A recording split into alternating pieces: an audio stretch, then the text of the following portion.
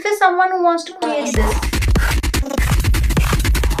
but doesn't know how to, I got your back. Step 1. Record a video of yourself while doing all the gestures just like this one. Step 2. Take a screenshot from the video where your hands and face are clearly visible. Step 3. Use ChatGPT or Gemini to generate your images and you will get something like this. But, if you are unlucky enough, just like me, your image won't be generated.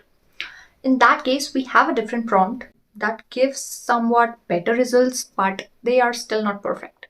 So here comes the step number 4. For this, you just have to go to PixArt and add the mask manually using the add photo option, cut out mask and remove everything else. Now adjust the mask according to your face shape and finally add watercolor effect only over the mask. And the final result will look something like this. Now comes the most important part. How did I generate the video? Since Kling AI gives you 66 free credits, I sped up my video and split it into 2 5-second clips.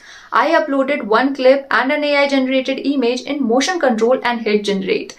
It only used around 48 credits and my video was done. Now for the second clip, I repeated the same steps but by using a different Gmail account and boom, your videos are done. Now that you have all the 3 videos, upload them into CapCut and here starts the most time-taking process. Firstly, decrease the speed of both the AI generated videos to match your original video. Then use the pen tool in mask section and add the keyframes. That's all for the day. If you guys want to know how to use CapCut Premium without any mod in your PC, then do let me know in the comment section. Okay, bye.